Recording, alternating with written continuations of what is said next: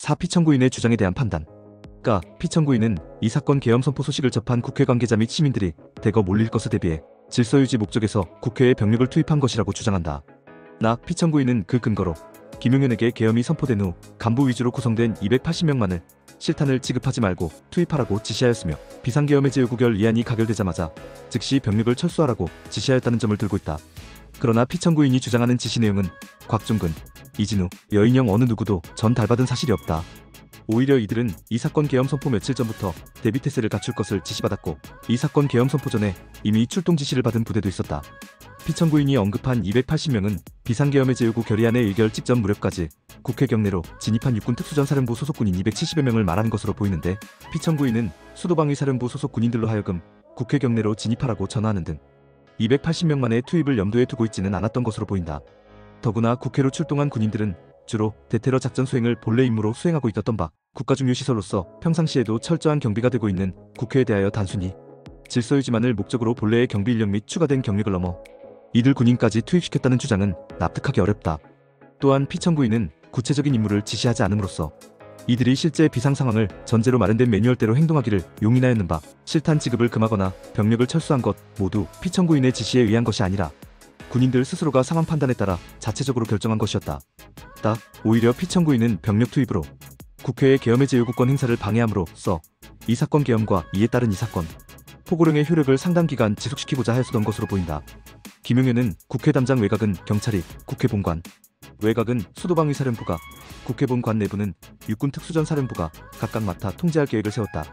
피청구인은 병력이 국회에 도착하기 전까지는 국회 내 다른 건물에 있던 국회의원들이 본관으로 충분히 갈 수 있었고 경찰도 담장에서 국회의원을 들여보낸 것으로 알고 있다고 하는 바, 이는 국회에 병력이 도착한 후에는 위 계획대로 국회의원의 본관 출입을 차단하고자 하였음을 추단케 한다.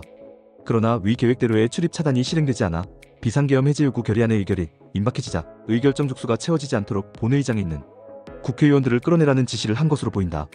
피청구인은 계엄 해제에 적어도 며칠 걸릴 것으로 예상하였는데 예상보다 빨리 끝났다고 자인하고 있으며, 김용현은 이 사건 계엄이 해제된 후 개최된 전군주요지의 관회의에서 우리 군이 피청구인의 명을 받들어 임무를 수행하였으나 중과부적으로 원하는 결과가 되지 않았다고 발언하였는데, 이를 보더라도 피청구인의 병력 투입 목적이 단순히 질서유지에 그친 것이 아니었음을 알 수 있다. 더 나아가 이 사건 계엄 선포 직후 기획재정부 장관 최상목이 대통령실에서 받은 문서에는 국회 관련 각종 보조금, 지원금, 각종 임금 등 현재 운용 중인 자금 포함 완전 차단할 것, 국가비상 입법기구 관련 예산을 편성할 것이라는 내용이 있었다. 피청구인은 해당 문서의 작성 및 전달에 관여한 사실이 없다고 주장하나, 김용현은 피청구인으로부터 계엄의 주무부처 장관으로서 관계부처들의 협조를 구하라는 지시를 받고 위 문서를 작성하였다고 하는 점, 해당 문서에는 예비비를 조속한 시일 내에 충분히 확보하여 보고할 것이라는 내용도 있는데, 기획재정부 장관이 보고를 할 대상은 대통령인 피청구인이라고 봄이 상당한 점, 외교부 장관 조태열, 조지호, 김봉식도 그날 별도의 문서들을 받았는데 조태열은 이를 피청구인으로부터 받았고 조지호, 김봉식은 앞서 살펴본 바와 같이 피청구인이 보는 가운데 김용현으로부터 받은 점 등에 비추어 볼 때 피청구인의 위 주장은 믿기 어렵다. 또한 피청구인은 해당 문서의 내용을 두고 국회를 통하여 정치적 목적으로 지급되는 금원을 차단하거나 긴급재정경제 명령을 발령하기 위한 기획재정부 산하의 기구 관련 예산을 편성하라는 의미일 뿐이라고 주장한다. 그러나 이와 같은 의미로 해석하는 것은 해당 문헌들의 통상적인 용례에 상당히 벗어나는 점, 임금을 포함한 국회 관련 운용자금을 완전히 차단하라는 내용을 국회가 아닌 다른 단체들과만 관련된 것으로는 볼 수 없는 점, 피청구인은 민생 및 경제활성화 등을 위한 정부 추진 법안이 야당의 반대로 국회에서 통과되고 있지 못한 상황을 타개하는 방법 중 하나로 긴급재정경제 명령을 생각해왔다고 하는 바, 긴급재정경제 명령은 국회의 집회를 기다릴 여유가 없을 때 하나여 할 수 있는 점원법 제76조 제1항 등에 비추어 볼 때 피청구인의 주장을 수긍하기 어렵다. 다른 한편 피청구인은 질서유지 목적의 병력 투입이 국회에 대해서도 가능한 것은 비상계엄이 선포되면 계엄사령관이 행정사무를 관장하기 때문이라거나 집회결사에 대한 특별한 조치를 할 수 있기 때문이라고 주장한다. 계엄법 제7조 제1항은 비상계엄의 선포와 동시에 계엄사령관은 계엄지역의 모든 행정사무와 사법사무를 관장한다 라고 규정하고 있다. 위 조항의 근거가 되는 헌법 제77조 제3항은 비상계엄 선포 시 법률이 정하는 바에 의하여 정부나 법원의 권한에 관하여 특별한 조치를 할 수 있다고 규정하는 바, 특별한 조치의 대상이 되는 정부나 법원을 아무리 넓게 해석한다고 하더라도 여기에 국회가 포함될 수는 없는 것이다. 이는 앞서 살펴본 바와 같이 헌법 제77조 제5항에서 국회에 계엄해제 요구권을 부여한 취지, 계엄법 제13조에서 계엄 시행 중 국회의원의 불체포 특권을 강화해 보장 한 취지 등에 비추어 보아도 그러하다. 따라서 국회의 사무는 계엄사령관이 관장할 수 없으며 그 사무가 국회 내의 행정사무로서의 성격을 갖더라도 마찬가지이다.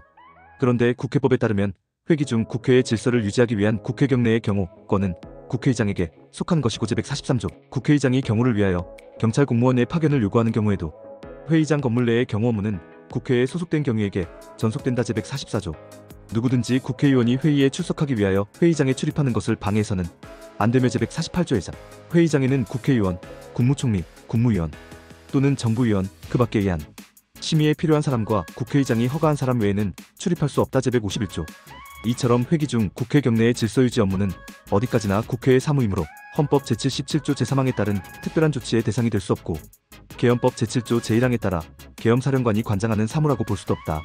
마찬가지의 취지에서 계엄법 제9조 제1항에 따르면 계엄사령관은 비상계엄지역에서 군사상 필요할 때 집회결사에 대하여 특별한 조치를 할 수 있으나 회기 중 국회 경내의 질서유지를 위한다는 명목으로는 이를 행할 수 없다고 할 것이다. 이상과 같이 질서유지 목적에서 국회에 병력을 투입한 것이라는 피청구인의 주장은 받아들일 수 없다. 소결 그렇다면 피청구인은 군경을 투입하여 국회의장 및 국회의원들이 국회에 자유롭게 출입한 것을 통제하는 한편 이들을 끌어내라고 지시하여 계엄해제 요구권을 비롯한 국회의 권한 행사가 제대로 이루어지지 못하도록 방해하고 필요시 체포할 목적으로 행해진 각 정당 대표 등에 대한 위치 확인 지시에 관여함으로써 헌법 제5조 제2항, 제74조 제1항, 제77조 제5항 및 대의민주주의 권력 분리 원칙을 위반함과 동시에 국회의원의 심의표결권 및 불체포 특권 등 헌법상 권한을 침해하였으며 정당활동의 자유도 침해하였다. 7. 사건 포고령 발령에 관한 판단. 인정사실 1. 국방부 장관 김용현은 피청구인이 조만간 비상계엄을 선포할 것에 대비하여 2017년 계엄문건에 첨부된 2017년 포고문 및 1979년 10월 27일자 계엄포고 제1호 등 예전 군사정권 때의 예문을 참고하여 이 사건 포고령의 초안을 작성해 두었다.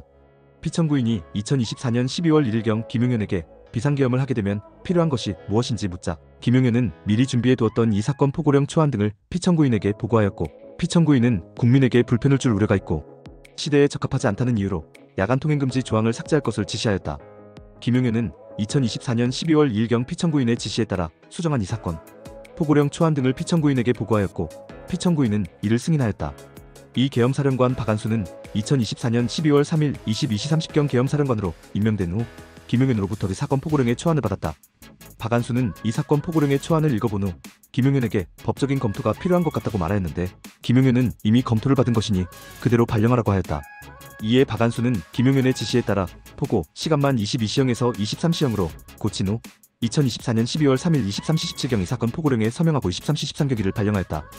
이 사건 포고령의 내용은 별지사와 같다. 판단 1. 이 사건 포고령의 법적 성격 및 효력. 이 사건 포고령은 계엄법 제9조 제1항, 제14조 제2항의 내용을 보충하는 기능을 하고 그와 결합하여 대외적으로 구속력이 있는 법규명령으로서 효력을 가진다. 대법원 2018년 11월 29일 선고 2016-1478일 판결 참조. 따라서 이 사건 포고령이 발령되는 즉시 모든 국민은 일체의 정치활동 등 이 사건 포고령이 금지하는 행위를 하지 말아야 할 의무를 부담하게 되고 그 의무를 위반하는 경우 영장 없이 체포구금합 수수색을 당할 수 있으며 계엄법 제14조 제2항에 따라 3년 이하의 징역에 처해지게 된다. 피청구인은 단순히 계엄의 형식을 갖추기 위하여 상징적으로 이 사건 포고령을 발령한 것이지를 집행할 사가 없었고 상위법과 저촉 소지가 있어 집행할 수도 없었다고 주장한다. 그러나 피청구인이 이 사건 계엄을 선포하면 추가적인 조치 없이 곧바로 비상계엄의 효력이 발생하므로 계엄의 형식을 갖추기 위하여 이 사건 포고령을 발령할 필요는 없는 점, 피청구인이 이 사건 포고령이 집행되지 않을 것이라 고 생각하였다면 야간 통행금지 조항을 삭제할 필요가 없었고 국민에게 불편을 줄 우려가 있고 시대에 적합하지 않다는 이유로 야간 통행금지 조항을 삭제하였다는 것은 오히려 나머지 조항들의 효력 발생 및 집행을 용인한 것으로 볼 수 있는 점, 피청구인은 국회의 반국가적 활동을 금지하기 위하여 이 사건 포고령에 국회의 활동을 금지하는 내용을 포함시켰다고도 주장하고 있는 점, 피청구인은 이 사건 포고령이 발령될 무렵 계엄사령관 박안수에게 전화하여 경찰청장 조지호에게 이 사건 포고령의 내용을 알려주라고 하였고 조지호에게 직접 6차례 전화한 점, 김용현은 이 사건 제4차 변론기일에서 이 사건 포고령이 효력이 있으니까 실제로 집행하려고 하였고 당연히 그렇게 하는 것이 맞다고 생각한다고 증언한 점 등에 비추어 이를 믿기 어렵다. 이 헌법 제77조 제5항 및 대의민주주의 등 위반 여부. 피청구인은 국회와의 대립 상황을 타개하기 위하여 이 사건 포고령을 통하여 국회의 활동을 전면적으로 금지하였다. 이는 국회에 대한 군경 투입과 마찬가지로 국민의 대표기관인 국회의 계엄의 제요구권을 부여한 헌법 제77조 제5항을 위반한 것일 뿐만 아니라 대의민주주의와 권력 분리 원칙에 명백히 반하고 국민의 대표인 국회의 원외 심의 표결권 등 헌법상 권한을 침해한 것이다. 피청구인은 국회의 해산을 명하거나 국회의 비상계엄의 제후, 결의안 의결을 위한 의정활동 등 정상적인 활동을 금지하려는 것이 아니라 반국가적 활동을 금지하기 위하여 위와 같은 포고령을 발령하게 하였다고 주장한다. 그러나 이 사건 포고령은 단순히 국회의 활동을 금지한다고 규정하고 있어 국회의 모든 활동을 금지한다고 해석된다. 또한 피청구인은 반국가적 행위란 국익을 해하여 나라의 위기를 초래하는 일체의 행위로서 비상계엄 선포의 실체적 요건 위반 여부 부분에서 살펴본 국회의 입법권, 행사 및 예산 삭감 등이 모두 이에 해당한다고 주장한다. 그러나 국회의 입법권 행사 및 예산 삭감 등은 헌법과 법률에 근거한 국회의 권한 행사이므로 피청구인의 주장에 의하더라도 이 사건, 포고령은 사실상 국회의 모든 활동을 금지하는 것과 다름이 없다.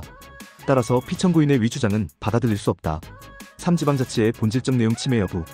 헌법 제117조와 제118조에 의하여 제도적으로 보장되는 지방자치는 주권의 지역, 적 주체로서의 주민에 의한 자기통치의 실현을 위한 것으로 지방자치의 본질적 내용인 핵심 영역은 어떠한 경우라도 입법 기타 중앙정부의 침해로부터 보호되어야 한다. 헌재 2014년 6월 26일 2013원 방기지 참조. 헌법이 직접 규정한 지방자치단체의 기관인 지방의회는 지역주민이 선출한 지방의회의원으로 구성된 주민의 대표기관으로서 지방행정사무와 법령의 범위 안에서의 지방자치단체의 의사를 결정하며 지방행정사무에 관한 조례를 제정하고 집행기관의 업무를 감시, 감독하는 역할을 한다. 헌재 2008년 6월 26일 2005월 아칠 참조.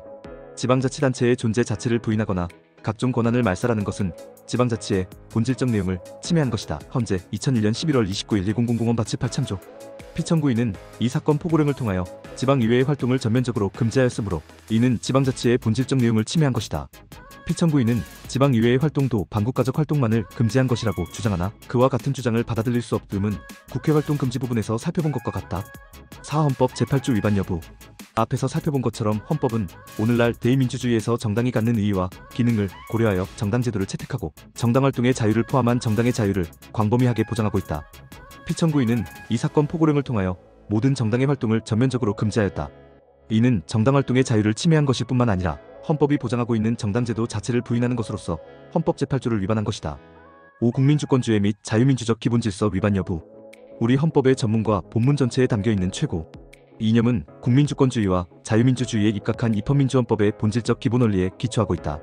기타 헌법상의 여러 원칙도 여기에서 연유되는 것이므로 이는 헌법을 비롯한 모든 법령 해석의 기준이 되고 입법 형성권 행사의 한계와 정책 결정의 방향을 제시하며 나아가 모든 국가기관과 국민이 존중하고 지켜가야 하는 최고의 가치규범이다. 헌재 1989년 9월 8일 88원 가죽 참조.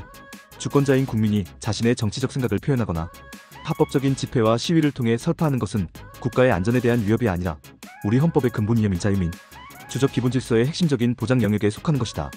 정부에 대한 비판에 대하여 합리적인 홍보와 설득으로 대처하는 것이 아니라 비판 자체를 원천적으로 배제하려는 공권력의 행사나 규범의 제정은 대한민국 헌법이 예정하고 있는 자유민주적 기본질서에 부합하지 아니하므로 그 정당성을 부여할 수 없다. 헌재 2013년 3월 21일 2010원 발사미 등 참조. 피청구인은 이 사건 포고령을 통하여 국회의 활동을 금지하는 것에서 더 나아가 일반 국민의 정치적 기본권, 언론 출판 집회 결사의 자유 등을 포괄적 전면적으로 제한하고 그 행사를 범죄 행위로 규정하였다. 이는 위와 같은 기본권의 행사를 허용하면 국회와의 대립 상황을 타개하는 데에 지장을 초래한다는 판단하에 일반 국민의 비판 자체를 원천적으로 배제하기 위하여 이루어진 조치이므로 헌법의 근본 원리인 국민주권주의와 자유민주적 기본질서를 위반한 것이다. 6헌법 제77조 제3항 및 개헌법 제9조 제1항 위반 여부. 헌법 제77조 제3항은 비상계엄이 선포된 때에는 법률이 정하는 바에 의하여 영장제도, 언론 출판 집회 결사의 자유에 관하여 특별한 조치를 할 수 있다고 규정하고 있다. 이에 따라 개헌법 제9조 제1항은 비상계엄 지역에서 군사상 필요할 때에는 계엄사령관이 국민의 기본권을 제한하는 특별한 조치를 취할 수 있도록 하면서 그 대상을 체포구금압수수색거주의 전 언론 출판 집회 결사 또는 단체 행동으로 한정하고 있다.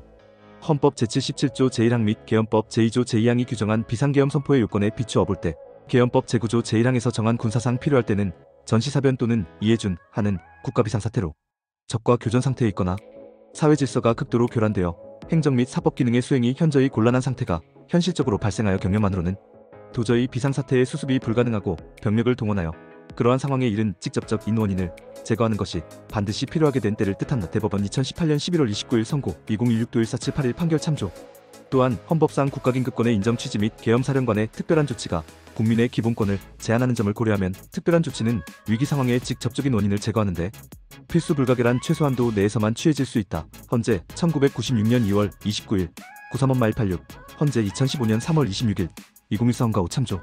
나 앞에서 살펴본 것처럼 이 사건 계엄 선포 당시 전시사변 또는 이에 준하는 국가비상사태가 발생하였다거나 적과 교전 상태에 있거나 사회 질서가 극도로 교란돼 행정 및 사법 기능의 수행이 현저히 곤란한 상태가 발생하였다고 볼 수 없으므로 계엄법 제9조 제1항에서 정한 군사상 필요할 때에 해당한다고도 할 수 없다. 그럼에도 불구하고 피청구인은 이 사건 포고령을 통하여 국민의 기본권을 제한하였으므로 계엄법 제9조 제1항을 위반하였다. 또한 계엄법 제9조 제1항은 계엄사령관의 특별한 조치의 대상을 체포구금압수수색거주의 전원 출판 집회결사 또는 단체 행동으로 한정하고 있다.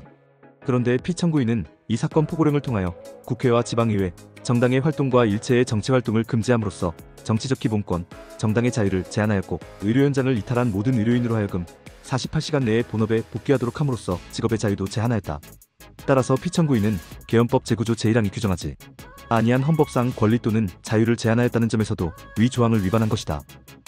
이 사건 포고령은 국회, 지방의회 및 정당의 활동을 전면적으로 금지하고 일체의 정치활동을 금지하며 모든 언론과 출판이 계엄사령부의 통제를 받도록 하고 사회 혼란을 조장하는 파업, 태업, 집회를 전면적으로 금지하며 모든 의료인으로 하여금 48시간 내에 본업에 복귀하여 근무하도록 하는 등 국민의 기본권을 광범위하게 제한하는 내용을 담고 있다.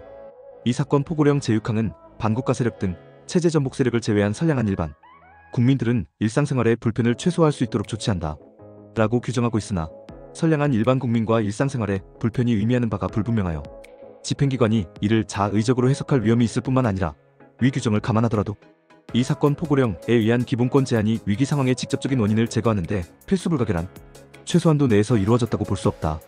그렇다면 피청구인은 헌법 제77조 제3항 및 계엄법 제9조 제1항을 위반하여 이 사건 포고령을 발령하게 함으로써 국민의 정치적 기본권, 언론 출판 집회결사의 자유, 정당의 자유, 단체 행동권, 직업의 자유, 신체의 자유를 침해하였다.